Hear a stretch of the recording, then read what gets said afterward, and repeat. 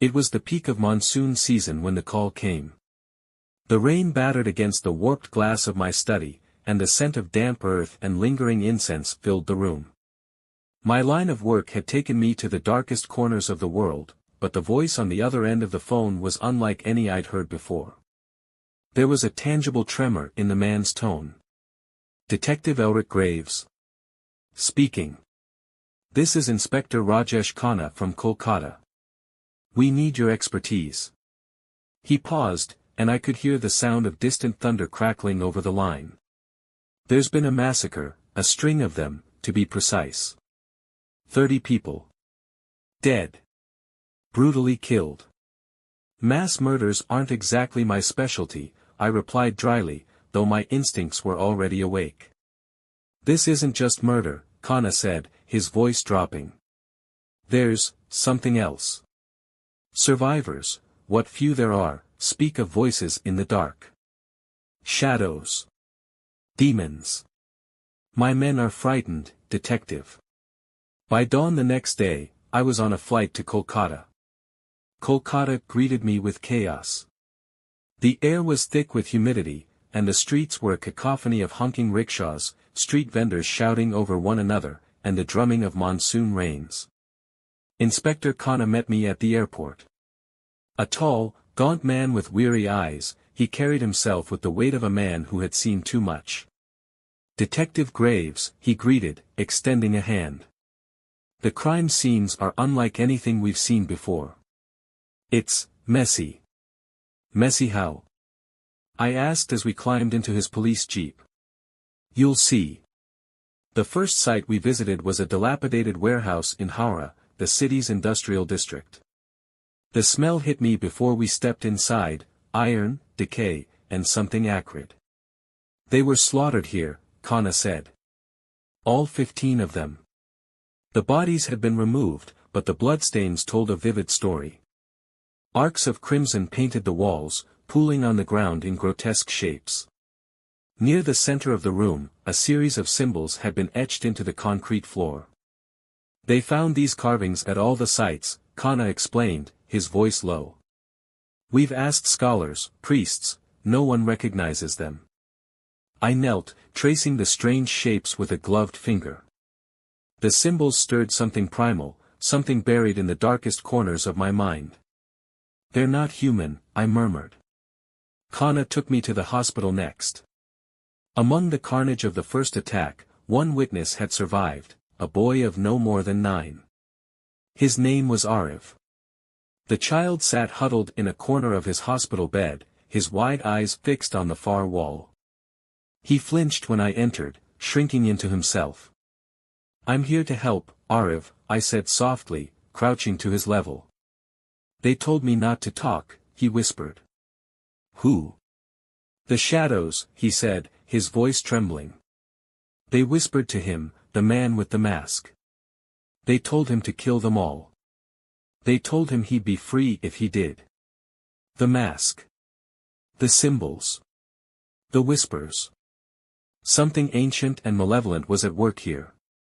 Back at Khanna's office, I pored through case files and forensic reports. The killings had started 2 weeks ago, each one more brutal than the last. The pattern was clear: groups of people slaughtered in abandoned places, all centered around the same strange symbols.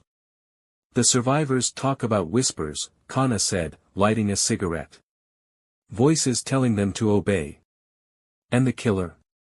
Khanna sighed. "He's not human anymore, if he ever was. Witnesses say he moves like a shadow, appears out of nowhere. They call him the Raktamukha, the Red Mask." I leaned back, the name tugging at the edges of my memory. It wasn't just a name. It was a story, a warning from ancient Hindu texts. "Rakshasas," I muttered. Khanna raised an eyebrow. "Excuse me?" "Rakshasas," I repeated. "Demons of the Hindu epics. Shapeshifters, deceivers, masters of illusion. And manipulators of men." We spent the next 3 days chasing leads. Witnesses described the killer as a gaunt figure wearing a crimson mask. Survivors claimed his eyes burned like embers, and he moved faster than any human should. One of my men swears he saw him vanish into thin air, Kana said grimly as we drove to the latest crime scene, a derelict temple on the outskirts of the city. The temple was ancient, its stone walls weathered by centuries of rain and wind. Inside, the scene was eerily similar to the warehouse. Blood, strange symbols, and an overwhelming sense of dread. But there was something new this time. A message, scrawled in blood across the altar. Hungry we rise. Feed us, and be free. Kana looked at me, his face pale. What does it mean? I stared at the message, my stomach nodding. It's an invitation, I said. Word of the massacre had reached the ears of a local priest named Pandit Narayan. He met us at the station the next morning, clutching a bundle of old scrolls and muttering prayers under his breath. This is no ordinary crime, he said, his voice trembling. These killings, they are part of a ritual. An ancient one, designed to summon Rakshasas from their slumber. He unfurled one of the scrolls, revealing illustrations of grotesque creatures with fanged mouths and glowing eyes. Rakshasas thrive on bloodshed and fear. The more they have, the stronger they become. And the killer? I asked. The Rakta is their pawn. A man enslaved by their whispers, driven to madness by their promises of power. But why here? Kana demanded. The priest hesitated. There is something buried beneath this city, something that should never be unearthed. Kana and I returned to the temple that night, armed with floodlights and a team of officers. The priest had told us the Rakshasas' power would be weakest at dawn, and we intended to use that to our advantage. The air inside the temple was heavy, thick with the scent of blood and decay. As we descended deeper into its catacombs, the walls grew colder, the symbols more frequent. And then we heard it, a whisper. Soft, insidious, and everywhere at once. Elric. Kana froze, his flashlight shaking. What was that? Before I could answer, the shadows around us shifted, and a figure emerged, a man with a crimson mask and eyes that glowed like fire. Rakta, I breathed. The man in the crimson mask stood at the edge of the floodlight's reach, his body unnaturally still. His chest rose and fell with sharp, deliberate breaths, each exhale like the hiss of a predator lying in wait. Identify yourself. Kana barked, raising his revolver. The figure tilted its head, as if amused, before stepping closer. Now illuminated, his gaunt frame was barely human. His skin stretched tight over sharp bones, his fingers ended in claws, and his eyes, glowing orange like embers, were devoid of sanity. You've wandered too far, the man whispered, though his voice carried like a chant in the temple's confined space. The shadows are hungry, and you are ripe. The air grew thick, oppressive, and the whispers intensified around us, a dozen voices murmuring in languages I couldn't understand. Back away. I shouted, stepping forward. I held out a talisman of salt and iron, the kind I'd used in rituals to ward off dark forces. The masked man hissed, recoiling as if burned. For a moment, the shadows seemed to peel away from him, his face contorting in rage. But then, with an unnatural burst of speed, he lunged. Get down! I bellowed, shoving Kana aside as the Rakta charged.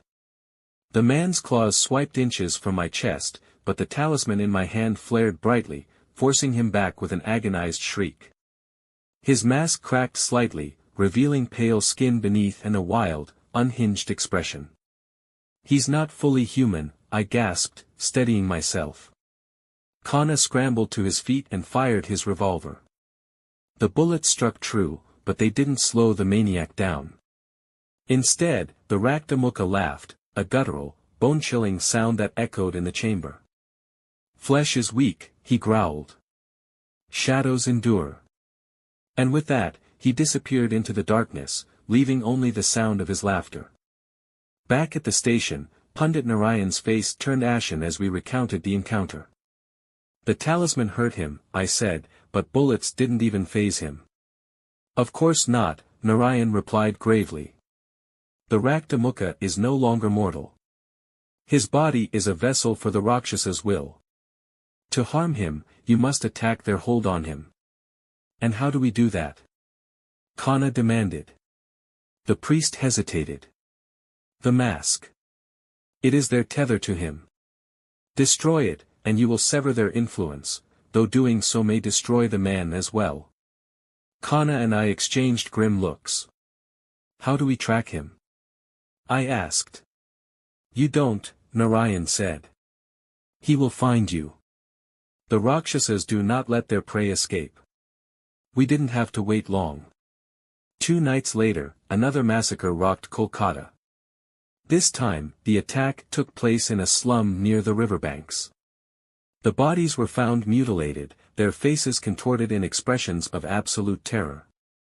He's escalating, Kana said as we surveyed the carnage. It's like he's feeding off this. That's exactly what he's doing, I replied. The Rakshasas thrive on fear and death. The more he kills, the stronger they become. We needed to stop him before he killed again. With Pandit Narayan's help, we devised a plan, a trap. Using a blend of traditional Hindu rituals and my own occult knowledge, we created a warded circle in the abandoned temple. The symbols were etched in salt and iron filings, reinforced with incantations meant to weaken the Rakshas's influence. All we needed now was for the Raktamukha to step into the trap. Kana volunteered to act as bait, though his hands shook as he prepared for the encounter. He would wait alone in the warded circle, calling out to the shadows to lure the Raktamukha in. You're insane, I told him as we set up the final preparations. Perhaps, he replied, forcing a grim smile. But if this works, it'll be worth it. I concealed myself in the shadows near the edge of the circle, gripping my talisman tightly.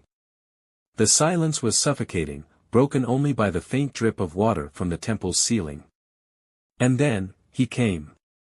The Raktamukha appeared suddenly, as if stepping out of the very darkness. He moved with an eerie grace, his crimson mask gleaming in the faint torchlight. You dare call me, he growled, his voice layered with the whispers of a dozen shadowy entities. Kana stood his ground, though his knees trembled. You're nothing but a pawn, he said, his voice shaking. A puppet for your masters. The Raktamukha snarled, lunging forward, but the moment he crossed the boundary of the warded circle, the air shimmered, and the symbols flared to life. The man froze, his body convulsing as if struck by an invisible force. It's working! I shouted, stepping out of the shadows. But then, something went wrong. The shadows around the temple seemed to come alive, writhing and coiling like serpents. The Rakshasas' whispers grew deafening, their voices overlapping in a cacophony of rage. Fools, the Raktamukha roared, his voice distorted. You cannot trap us. The warded circle cracked, the iron filings scattering as an unseen force tore through the room. Kana was thrown to the ground, and I barely managed to keep my footing. The Rakshasas had broken the trap. Fall back! I shouted, grabbing Kana and dragging him toward the exit. But before we could escape, the Raktamukha raised his clawed hand, and the shadows surged toward us. The temple erupted in chaos. The shadows chased us through its winding corridors, their shapes flickering and twisting like living nightmares. Kana stumbled, and I hauled him to his feet. Keep moving! I yelled, my voice barely audible over the roaring whispers. The Raktamukha's laughter echoed behind us, growing closer with every step. You cannot run from the shadows, Detective Graves, he taunted. You belong to us now. We burst out into the open air, the monsoon rains drenching us instantly. The shadows halted at the temple's threshold, retreating like an ocean tide. For now, we were safe. But the battle was far from over. The rains continued to pour as we regrouped at the police station. Kana sat slumped in a chair, his hands trembling as he lit a cigarette. The fear in his eyes was raw, and I didn't blame him. We're in over our heads, he muttered. Not yet, I replied, though the words felt hollow. The Rakshasas were stronger than I'd anticipated, their power far beyond what my wards could contain. But we need to understand them. What do they want? Pundit Narayan, who had joined us after hearing about the failed trap, spoke up. The Rakshasas are cunning. They crave chaos, fear, and death. But more than anything, they seek to bind themselves to the mortal world. How? Kana asked. By finding a host. Someone desperate enough to bargain with them. I thought back to the Rakta. His rage, his unnatural strength, the way he seemed to revel in destruction. He wasn't born a monster, I said. They made him one. Narayan nodded. There is always a deal. A promise of power or freedom in exchange for servitude. We need to find out who he was before he became this thing, I said. It might be the key to stopping him. The next morning, Kana and I began digging through police records. The Rakta had appeared 2 weeks ago, but his human identity remained a mystery. However, as we reviewed files from missing persons cases and unusual incidents, a pattern began to emerge. There's a string of disappearances, I said, pointing to the map. All in the same area near Kaligat. That's where the slums are, Kana said. It's a place of desperation. People vanish all the time. But this started 3 months ago, I said. And it coincides with the first sightings of the Rakshasa symbols. One name stood out in the records, Rajiv Banerjee, a factory worker who had been reported missing by his wife. His file mentioned severe financial struggles and a recent mental breakdown. We need to talk to his family, I said. Rajiv's widow, Meera, lived in a crumbling tenement in Kaligat. She was a frail woman with haunted eyes, her hands shaking as she poured us tea. My husband was a good man, she began, her voice trembling. But the factory closed, and the debts piled up. He became different. Quiet. Distant. She glanced at the darkened window as if expecting to see something lurking there. He told me he was hearing voices. They promised to help him, to make him strong enough to protect us. But then he disappeared. And now? She broke down into sobs, clutching a small photograph of Rajiv. The man in the picture was unremarkable, a gaunt, tired face with weary eyes. But something about his expression gnawed at me. He made the bargain, I said quietly. And now the Rakshasas control him. Pundit Narayan suggested an unorthodox plan. If Rajiv's soul still exists, it may be possible to reach him. But you'll need to enter the Rakshasas' domain. Their domain? Kana asked, incredulous. The astral plane, Narayan explained. It is a realm where the Rakshasas' influence is strongest. If you can confront Rajiv's spirit there, you might sever their hold on him. The ritual would require preparation, sacred herbs, protective talismans, and a controlled environment. We set up in Narayan's temple, drawing wards and lighting incense to keep the Rakshasas at bay. You understand the risks? Narayan asked as I lay down within the ritual circle. I don't have a choice, I replied. The chant began, and the world around me faded. The astral plane was a place of nightmares. Shadows writhed like living things, their shapes ever shifting. The air was thick with whispers, each one clawing at the edges of my mind. Rajiv. I called out, my voice echoing unnaturally. A figure emerged from the darkness. It was Rajiv, or what was left of him.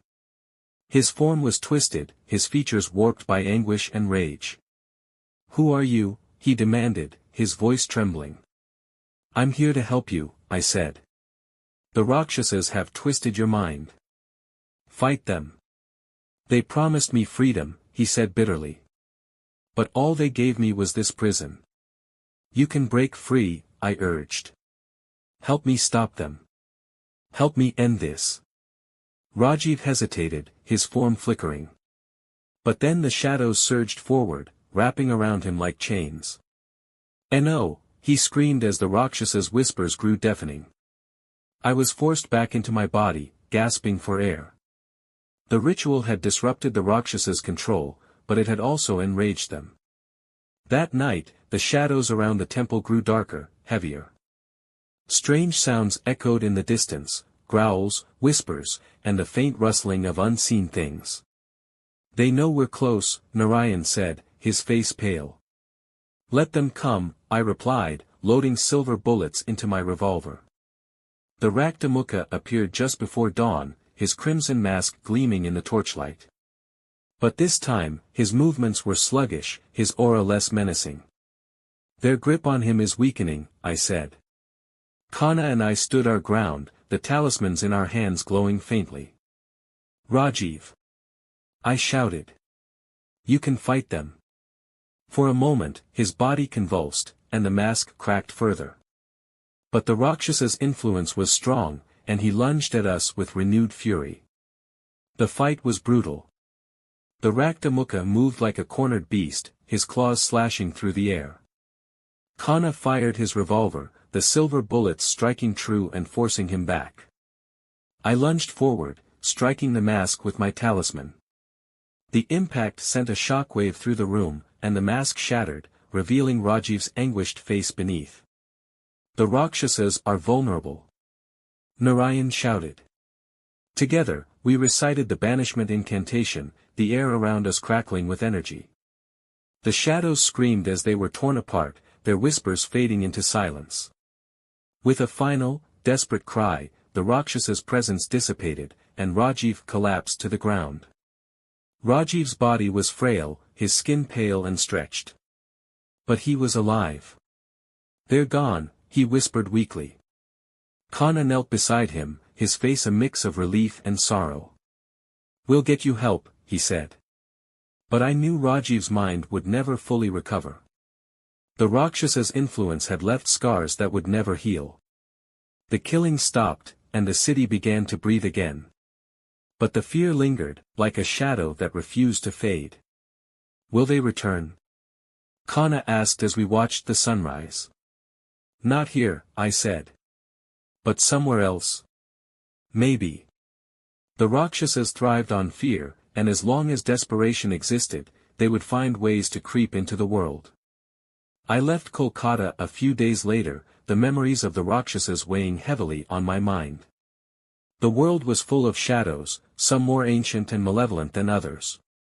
But for now, the fight was won. And I knew I would be ready when the shadows rose again.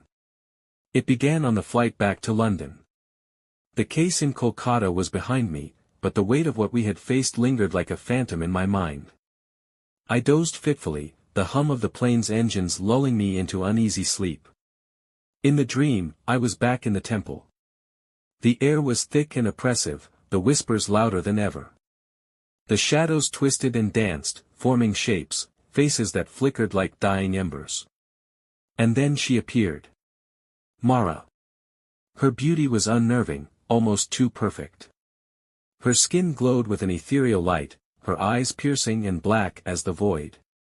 Her lips curled into a smile that was equal parts seductive and menacing. "You think it's over, Elric," she cooed, her voice a silk thread tightening around my throat. I tried to speak, but the words died in my throat. The shadows crept closer, clawing at my limbs, dragging me toward her. "You severed one thread," she said, reaching out to touch my face. Her fingers were icy, her touch paralyzing. "But there are many others. The Rakshasas are just one face of the darkness." I woke with a start, gasping for air. The passengers around me carried on as though nothing had happened, but the faint scent of incense and decay clung to the cabin. The shadows were following me. Back home in London, I couldn't shake the dream. I poured myself into research, hoping to distract myself, but the shadows refused to leave me. The second time she came, I wasn't even asleep. I was standing in front of my bathroom mirror, staring at my reflection. My eyes were bloodshot, my face haggard. I splashed cold water on my face, trying to snap myself out of it. When I looked up again, she was there. Mara's face stared back at me, superimposed over my own reflection. Her smile was wider this time, her teeth sharp and glinting. "You can't run from me, Elric," she whispered. I stumbled back, but her image remained in the mirror, twisting and warping. The glass rippled like water, and her hand reached through, her nails sharp as knives. "Join me," she purred, her voice low and intoxicating. "You've seen what the shadows can offer. Power. Freedom. Everything you've ever wanted." I grabbed the talisman from my desk, clutching it tightly. The moment it touched my skin, the reflection shattered, and I was alone in the room. But the silence was deafening. By the third visit, I knew it wasn't just nightmares. Mara wasn't just haunting me, she was trying to make me hers. This time, I found myself in a vast, empty plain under a blood-red sky. The ground was cracked and dry, the air stifling. Mara stood at the horizon, her figure framed by writhing shadows. "You've been running from the inevitable," she said as I approached, her voice reverberating through the desolate landscape. "I'm not yours," I spat. Her laughter was like 1,000 voices, each one mocking me. "Not yet," she said. "But the shadows are patient. The darkness in you calls to me, Elric. Why fight it? You think I'm afraid of you?" I said, forcing steel into my voice. "You're afraid of what you might become," she replied, stepping closer. Her eyes bore into mine, and for a moment, I felt my resolve waver. "The shadows don't just take, Elric. They give. And what they offer is power beyond anything you can imagine." The ground beneath me began to shift, shadows coiling around my legs. Mara reached out a hand, her expression almost tender. "All I ask is a small price," she whispered. "Your soul, for a world without fear. Imagine how many lives you could save." I gripped the talisman tighter, the silver and iron burning against my palm. "You won't win." The plain erupted in chaos as I drove the talisman into the ground. Light surged from the cracks, forcing the shadows back. Mara screamed, her form flickering like a flame caught in a storm. "This isn't over, Elric," she roared, her voice a tempest. "You can't escape me." I woke drenched in sweat, the talisman still in my hand. The shadows had retreated, but I knew Mara's words were not idle. She wasn't just a nightmare. She was a promise of battles yet to come.